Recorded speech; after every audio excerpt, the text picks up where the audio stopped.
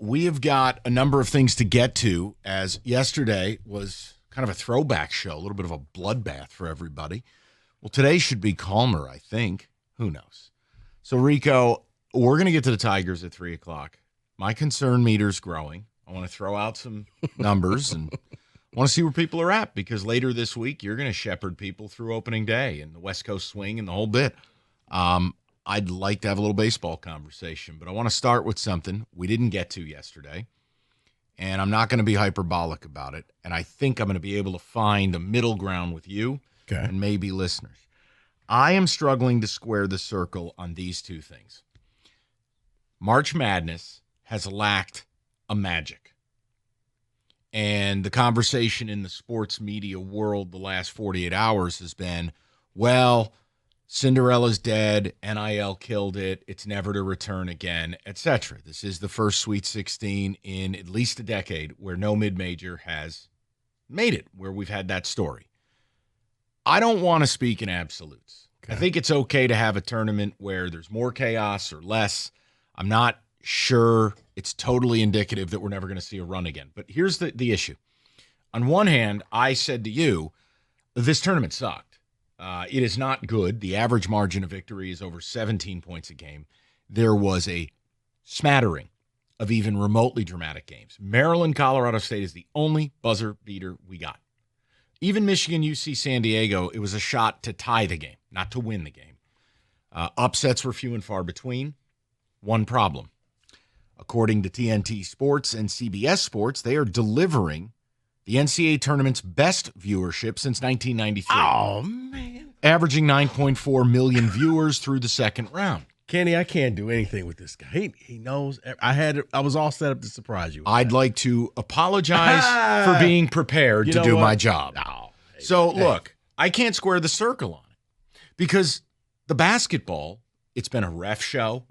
It's been very choppy, no upsets, nothing dramatic. Games, hey, that last media timeout, you may as well turn the channel or make a sandwich. Yet, viewership. I want to ask you, but also the people. Now that the dust is settled, and we know Michigan State both have games Friday night, but the dust is settled. Are you even enjoying this NCAA tournament outside of your team? But also, why is the magic gone? See, I think it might be lessened.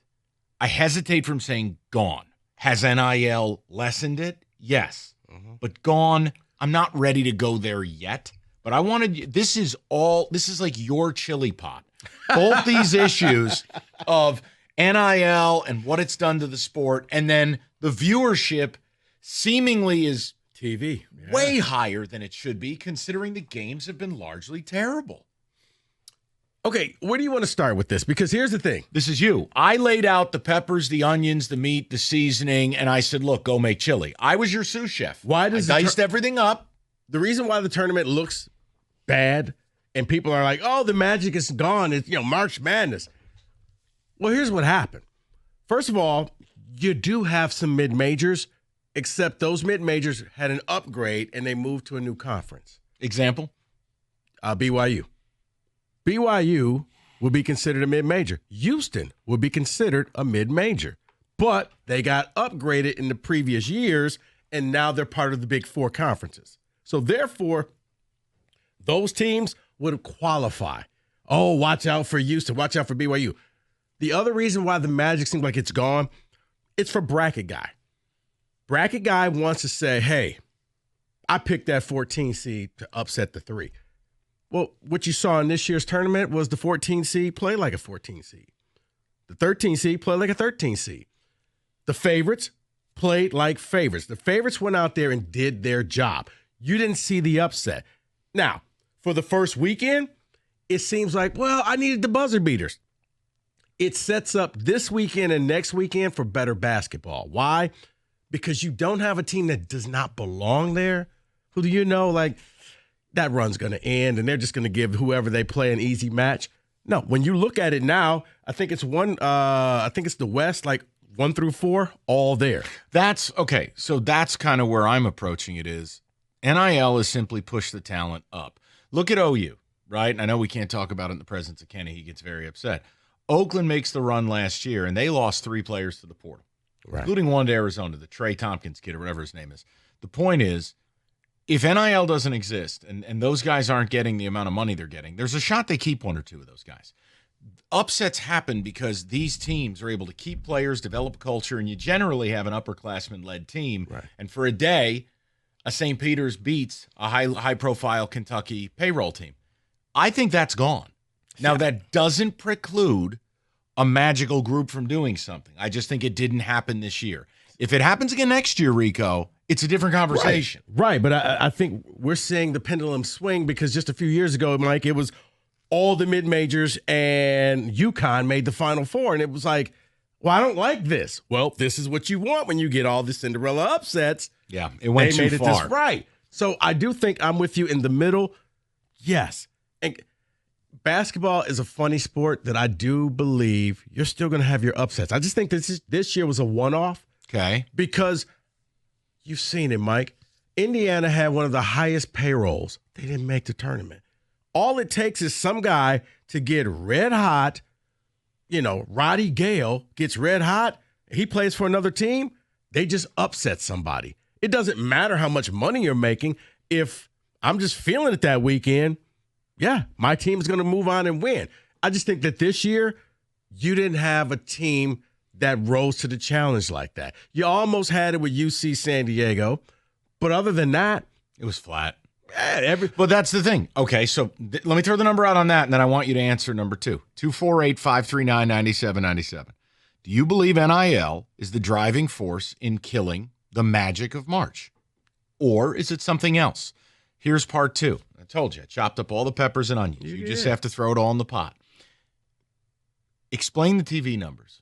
Because everyone I talk to has hated this tournament, has watched less, has turned games off. I myself have lamented, and I know, tiny violin, having to watch it like I'm digging ditches or something, but it's the whole idea is it has not been enjoyable. How have they set a 42-year high in viewership when a lot of the games are on networks you don't, I'm sorry, no one's watching True TV. They only watch True TV in March. My point is, this is what's, and again, the scheduling I thought was terrible, meaning Sunday, for instance. Why do we have 2 games before 4 p.m. and then everything else loaded on a Sunday night with games going well into that? That's a bad scheduling job. TV numbers say it's not.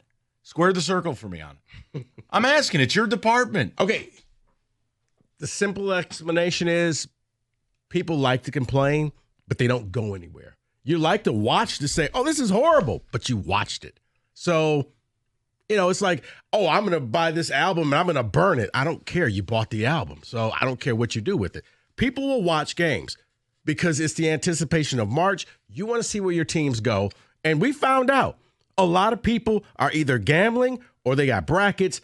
They want to see how they're doing. The only way to do that, you got to watch the games. So you're more invested in it. So TV is benefiting from that. Even though they put it on True and TBS and TNT and CBS, you find those games. You know where they are, and you watch them. So that's why the viewership has gone up, because I think there's more money from individuals, whether it's gambling, whether it's your brackets, whether it's squares, whether it's whatever you're doing, and it's the anticipation of every year you are hoping you're about to watch a March miracle. Now, it turned out this year there weren't any. Except by the way, for Queen and his 7 steps. Thank you. That was a Euro step. Euro. I want to correct myself. It's a 32-year high, not 40. It wasn't 83. It was 1993. 9.4 million viewers through the second round. 248-539-9797. We'll get with the people, get some ticket texts. I do want to get to the Tigers at 3 o'clock. Kind of an advance opening day discussion because kind of feel the concern level rising. Want to lay it out. You can tell me where you're at with it. We'll do that and a whole lot more today. 97.1.